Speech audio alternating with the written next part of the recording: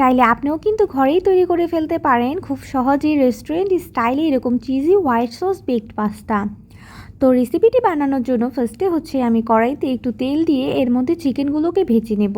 আর চিকেনগুলোকে একদম কড়া করে ভাজবো না, আর এগুলো ভাজার আগে আমি একটু হলুদ আর লবণ দিয়ে মেখে রাখছিলাম, তারপরে ভেজে নিছি। হালকা পরিমাণে ভাজা হয়ে গেলে ওইগুলো একটু সাইডে রেখে দেন হচ্ছে আমি এর মধ্যে পেঁয়াজ আর কাঁচামরিচ কুচি দিয়ে দেবো। এগুলোকে ওঠানোর কোনো প্রয়োজনে একটু সাইডে রেখে অল্প আঁচে ভাজলেই কিন্তু হয়ে যাবে। এর মধ্যে সামান্য পরিমাণ একটু লবণ দিয়ে দিছিলাম। আর এরপরে আমি হচ্ছে এর মধ্যে 1 চামচ পরিমাণ ময়দা ভেজে নেব। এটা কিন্তু একটু খেয়াল করবেন ময়দাটা হালকা যেন ভাজা হয়। আর এরপরে আমি দিয়ে দিয়েছিলাম এখানে গরুর দুধ।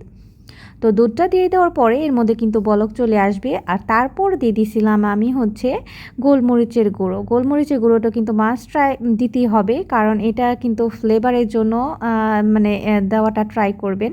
আর তারপরে আমি হচ্ছে সেদ্ধ করে রাখা পাস্তাগুলোকে দিয়ে দিছিলাম। তারপরে হচ্ছে ম্যাগি স্বাদে ম্যাজিক মশলা একটা অ্যাড করে দিয়েছিলাম।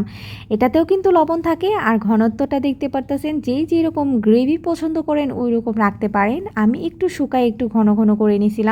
আর বেক করার জন্য আমি হচ্ছে একটা লেয়ার দেওয়ার পরে এরপরে চিজ, তারপর হচ্ছে একটু টমেটো কেচাপ দিয়ে নিয়েছিলাম। আর দেন হচ্ছে আরেকটা লেয়ার আমি একইভাবে তৈরি করছিলাম, দেখতে পারতেছেন। আর এরপরে আমি হচ্ছে ওভেনে বেক করে নিছি। দেখতে পারতেছেন খুব ইয়ামি তৈরি হয়ে গেছে white sauce cheesy bake pasta. খুব সহজে আপনিও কিন্তু ঘরে বসে এইভাবে তৈরি করে ফেলতে পারবেন।